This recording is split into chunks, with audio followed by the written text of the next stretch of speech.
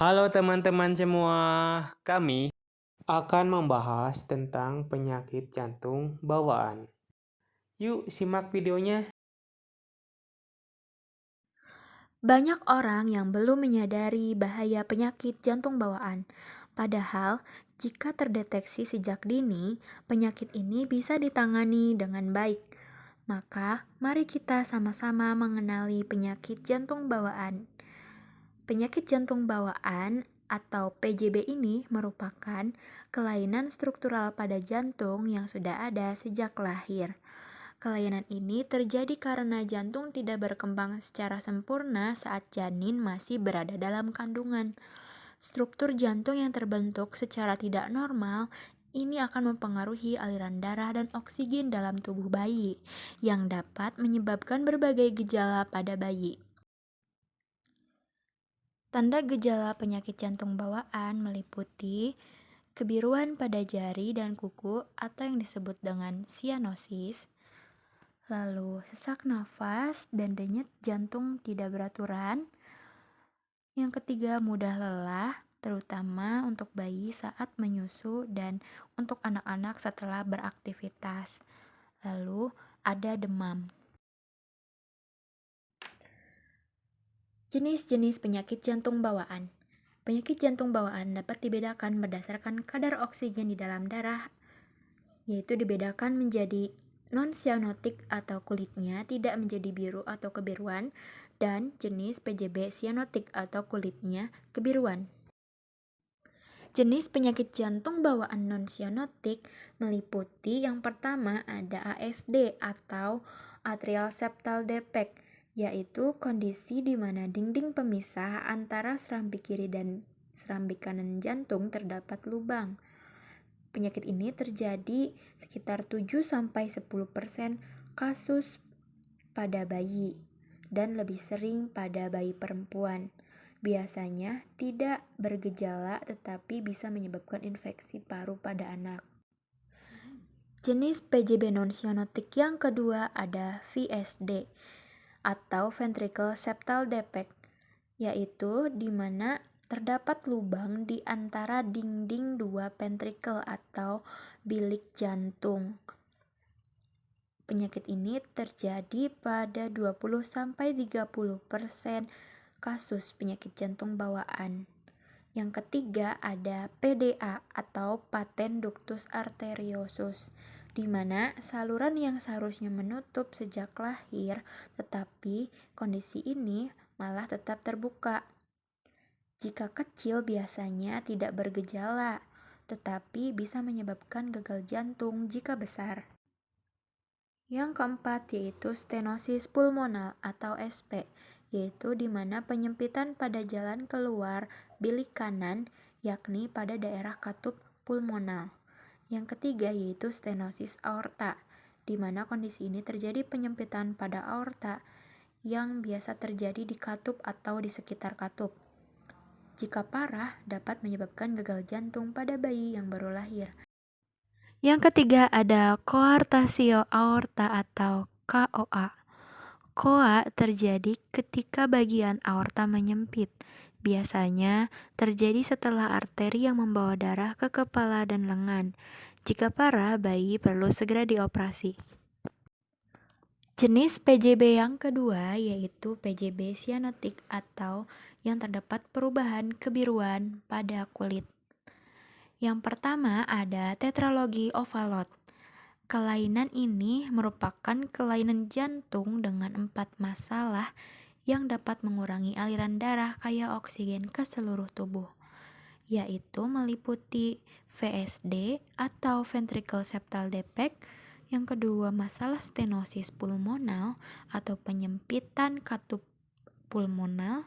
Ketiga yaitu permasalahan pada katup aorta. Yang terakhir atau yang keempat, pembesaran ventricle. Itu dia masalah yang terdapat di jenis TOF ini. Jenis PJB sianotik yang kedua ada atresia trikuspid, di mana darah tidak bisa mengalir dari serambi kanan ke bilik kanan. Karena yang ketiga yaitu atresia pulmonal atau AP. Apa terjadi jika katup ke arteri paru-paru tidak terbentuk, sehingga darah dari jantung tidak bisa menuju paru-paru. Ini membuat bayi kekurangan oksigen dan tampak biru. Keempat, ada transposisi arteri besar atau TGA. Arteri besar atau aorta dan arteri pulmonalis tertukar posisinya. Kondisi ini menyebabkan darah yang kaya oksigen dan kurang oksigen tidak bercampur dengan baik, membuat bayi tampak biru. Jika tidak dioperasi, resiko kematian tinggi di tahun pertama. Tetapi dengan operasi, mayoritas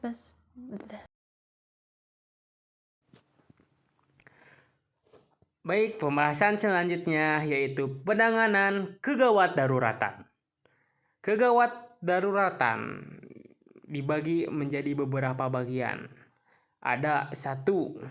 Penanganan sianosis mendadak di rumah. Sianosis atau kulit kebiruan akibatnya rendah kadar oksigen dalam darah membutuhkan tindakan segera di rumah. Menjaga anak tetap tenang dan dalam posisi setengah duduk dapat membantu. Namun, jika sianosis parah, penting untuk segera mencari bantuan medis untuk mendapatkan oksigenasi yang memadai dan penilaian lebih lanjut. Kedua, mengatasi kelelahan pada anak dengan PJB. Anak dengan PJB sering mengalami kelelahan, terutama saat aktivitas fisik. Pengaturan aktivitas yang cukup istirahat, pola makan sehat, dan kontrol medis rutin sangat penting untuk memantau fungsi jantung dan mencegah komplikasi. 3. Mengatasi sesak napas pada PJB. Ketika anak mengalami sesak napas, penting untuk memastikan posisi nyaman, seperti setengah duduk. Menjaga lingkungan bebas dari iritan dan alergen juga bermanfaat. Jika sesak napas berlanjut atau semakin parah, segera kunjungi fasilitas kesehatan terdekat. Keempat, penanganan gawat daruratan gagal jantung. Pada kondisi gagal jantung akut, segera membawa anak ke unit gawat darurat adalah prioritas utama.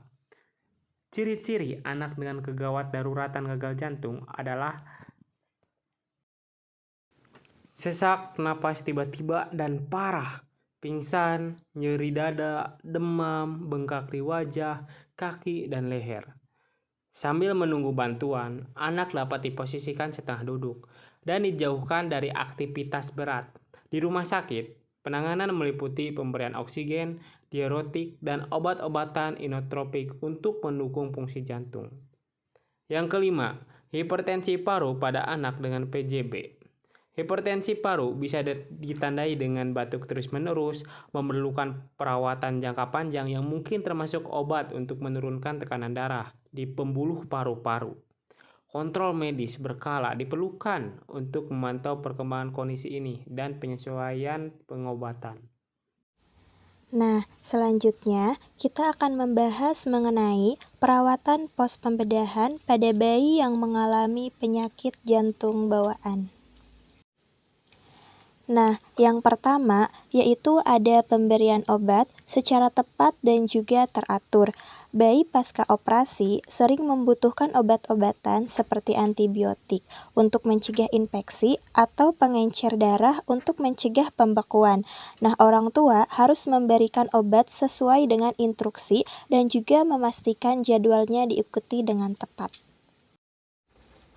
Yang kedua, yaitu perawatan luka operasi. Memastikan luka bekas operasi tetap bersih dan juga kering untuk mencegah terjadinya infeksi. Mengganti perban sesuai anjuran dokter dan hindari menggosok atau menyentuh luka. Jika ada tanda-tanda infeksi seperti kemerahan, bengkak, atau nanah, segera datang ke rumah sakit. Yang ketiga, yaitu pemantauan gejala. Pantau gejala yang mungkin akan timbul seperti kesulitan bernapas, perubahan warna kulit, bengkak di kaki atau di perut, serta demam. Catat juga gejala-gejala ini dan konsultasikan dengan dokter. Yang keempat, yaitu kontrol rutin ke dokter. Nah, kunjungan rutin ke dokter sangat penting untuk memantau perkembangan bayi pasca operasi. Pemeriksaan lanjutan akan membantu memonitor kondisi jantung dan juga memastikan tidak ada komplikasi. Yang terakhir, menjaga kebersihan lingkungan. Bayi dengan PJB rentan terhadap infeksi. Jadi, orang tua harus menjaga kebersihan lingkungan. Misalnya, hindari bayi dari polutan debu, asap, dan juga sering mencuci tangan sebelum menyentuh bayi untuk mencegah paparan bakteri atau virus yang dapat membahayakan. Dan terima kasih sudah menonton.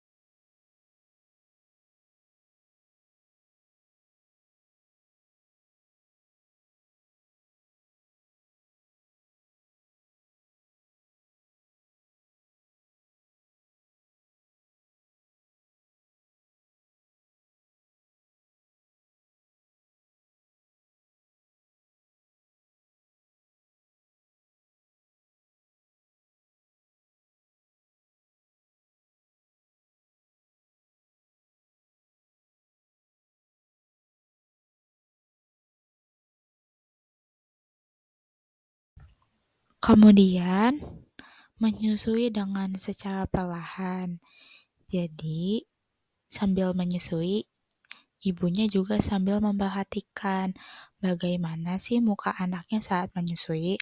Apabila terdapat tanda-tanda kelelahan seperti distress napas atau sulit napas, dengan dibuktikan adanya sianosis atau kebiruan pada mulut bayi atau kuku atau jarinya, maka perlu dihentikan. Karena jika kita menyusui atau jika anak bayi menyusu itu kan pasti kontraksi jantungnya lebih cepat, bekerja lebih cepat. Maka hal itu perlu diperhatikan. Jadi berikan waktu bayi, gak apa-apa lebih lama. Dikit-dikit gak apa-apa asalkan bayinya tidak sesak napas. Nah, seperti yang sudah disinggung sebelumnya, sambil menyusui, sambil diperhatikan diri bayinya.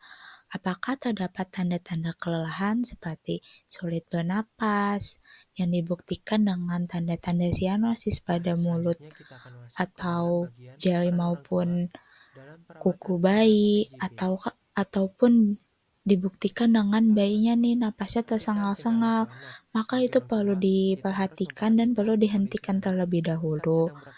Karena jika seperti itu artinya bayinya sedang kesulitan untuk mendapatkan oksigen. Nah, beberapa bayi dengan PJB juga butuh alat bantu untuk menyusu nih seperti botol dot, karena tidak bisa atau sulit gitu untuk menyusui secara langsung. Jadi, dalam beberapa kasus perlu diperhatikan juga apakah si bayi ini perlu dibantu dengan botol dot ataupun alat lainnya yang karena bayi itu tuh nggak mungkin atau nggak bisa langsung gitu menghisap langsung dari payudara ibunya. Membuat rutinitas sehari-hari yang teratur, seperti membuat jadwal makan, tidur, dan aktivitas yang teratur, serta memadukan perawatan medis ke dalam kegiatan sehari-hari tanpa membuat anak merasa terbebani. Hal ini bisa dilakukan sekreatif mungkin agar anak tidak mudah bosan dan disiplin terhadap perawatan.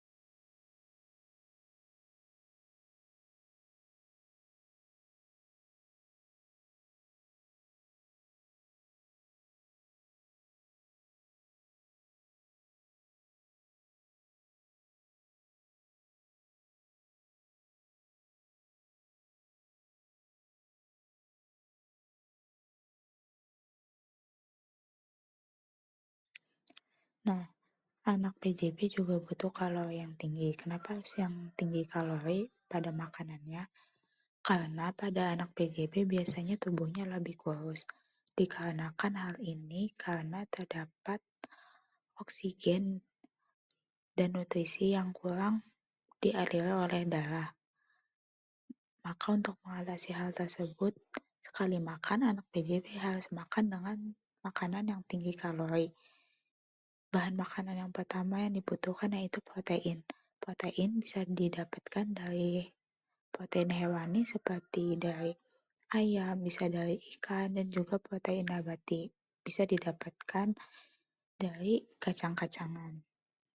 Yang kedua, karbohidrat harus dipenuhi sebesar 35-55% dari total kalori.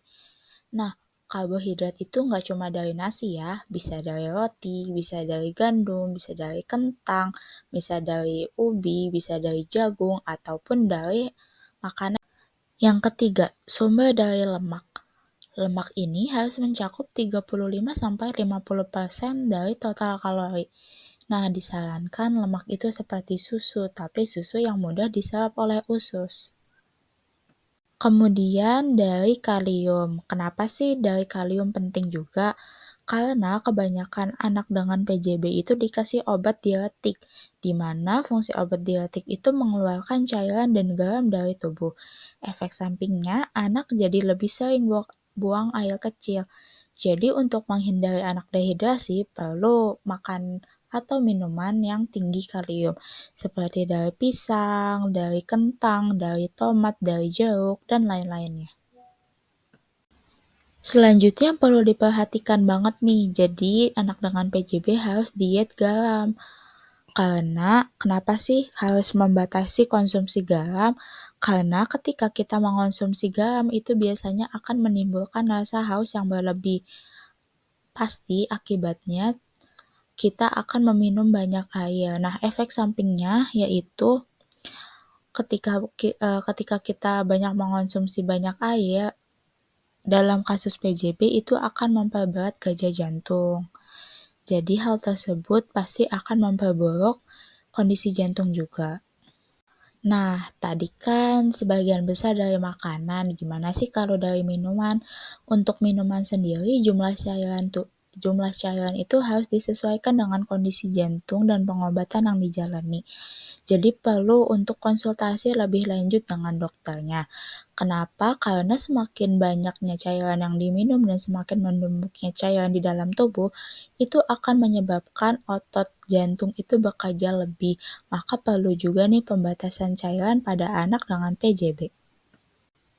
Kemudian ada serat. Serat ini memang umumnya didapatkan dari sayuran seperti brokoli, kangkung, bayam, pokcoy, asparagus, dan sawi hijau.